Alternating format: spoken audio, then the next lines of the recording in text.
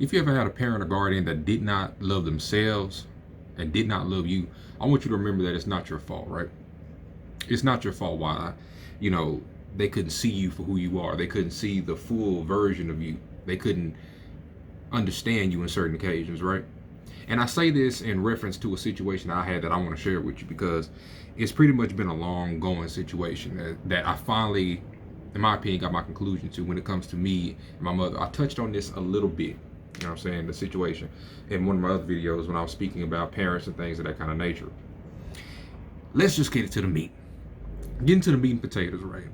Throughout my entire, well, a good majority of my childhood, we'll say that, I've always tried to find some sort of validation from my mother, some sense of attention. You know, I always felt like it was something a little bit missing. You know, I never really needed to be babied or coddled or anything like that, but certain attention and certain admiration I didn't get when I would accomplish things and when I would do things or whatever. That's why I tell y'all still to this day, you know, don't seek anyone else's validation like that at all. Anyone, because it was three scenarios that really stuck out for me. When I was like about, I don't remember how old I was. I know I was still in school or whatever, but my mom was dating someone. It was pretty much about for a whole week. I probably would have seen my mother about 30 hours of it, maybe.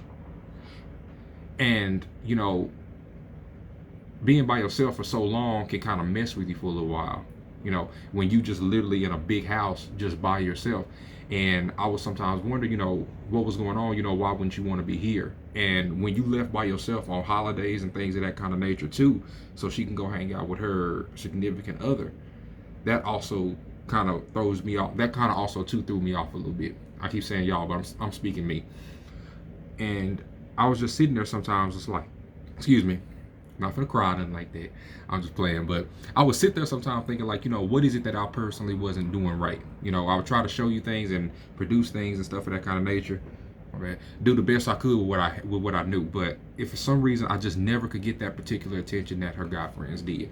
Fast forward to when I had my car and I say, hey mom, I just hit her up one day. You know, I got off work at about 1 o'clock in the morning and I was just saying, you know, hey, let's go to IHOP. You know what I'm saying? I had some dust left over, my bills was paid and stuff like that. I'm like, you know, what? Let's go do it. And I got every excuse in the book.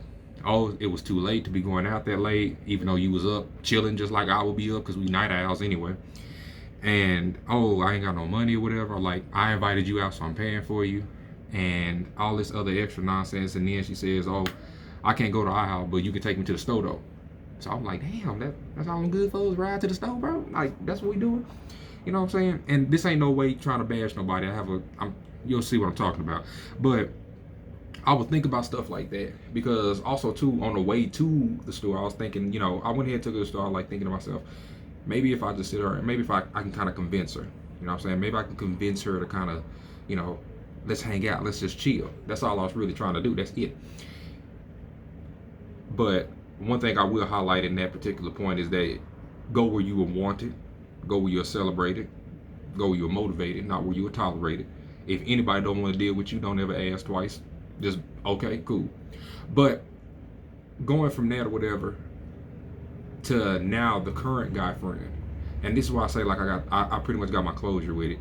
But going to the current guy friend she has now, I'm actually able to physically see and understand with a conscious mind, you know, how much attention, love, and admiration you give him versus the little bits that I have to work for. Again, I don't need to be baby, but what it is I'm saying is just day-to-day, you know, interactions. For example, he's a big fan of music, and he'll show you his music till, you know what I'm saying, you know, till ain't nothing left to show, which isn't a bad thing at all. You know, that's good to have somebody that's willing to share with you. But normally on occasions where she would normally get tired and I get the boot and be like, oh Tyler, I'm tired, I don't want to see this no more, he has pretty much an infinite amount of attention, you know.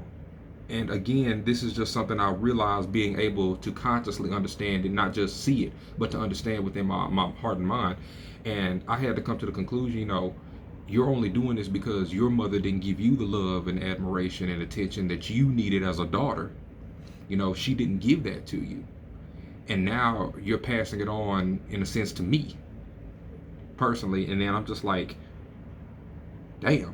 But when I try to talk to her about it and sit her down or whatever, Some people are just so insecure. And again, this isn't a way of bashing or anything like that, but some people literally are just so insecure that they perceive everything as a threat. So they show their claws, they show their teeth, they do some typical, like, they'll tell you everything that you do wrong. You know what I'm saying? Not in a sense to just improve or, hey, we can work on this and get better with it, but they say this just because they need ammo. You know what I'm saying? Because if it was something that I feel that was wrong or something like that, I'm just going to sit down and speak to you with it in a calm, respectful way. You know, that's just my first way. That's just how I go with it, you know.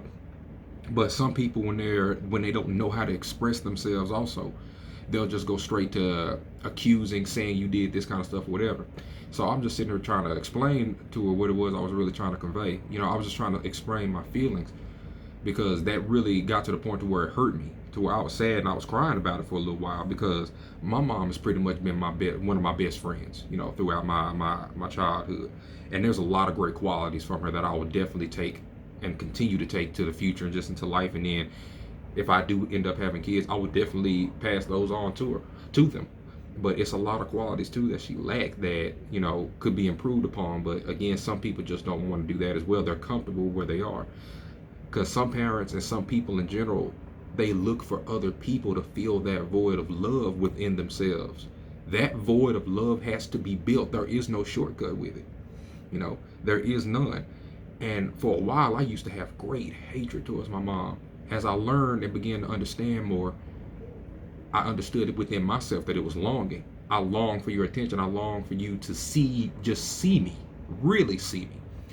And as I continued with this most recent kind of occurrence that kind of bothered me a little bit, if you see my last few videos, with this recent occurrence, I was just like, now I understand. I've gotten to a point where I'm whole, and I understand that this is just how you are. And that's pretty much what she told me during that conversation. This is just how I am, you know. And I can't say nothing to that in a sense, because every day we choose to be how we are.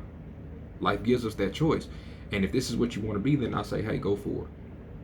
I'm cool now. I got to express myself. I got my closure. But in the same sense too, while preserving myself and loving myself, I know that I'm going to have to limit myself around you. I can't be around that, because I know the side effects of not loving yourself properly. I know what it's like to not really feel comfortable within your own skin. And if you can't love yourself all the way, you can't love me properly. And that's just the truth that some of our parents and grandparents and family members deal with on a daily basis, that a good majority of them just don't choose to handle up on. They just don't want to. And you can't get mad at somebody who don't want to. But I'm saying this not to bash anyone. Not my mom, you know what I'm saying, not any particular type of parenting style or whatever. But all I'm saying is that when you learn and when you understand, it's a hell of a lot easier to accept. It's a hell of a lot more easier to accept. Learn, understand, and accept that, okay, this is just how this person is, and then you continue to progress within yourself.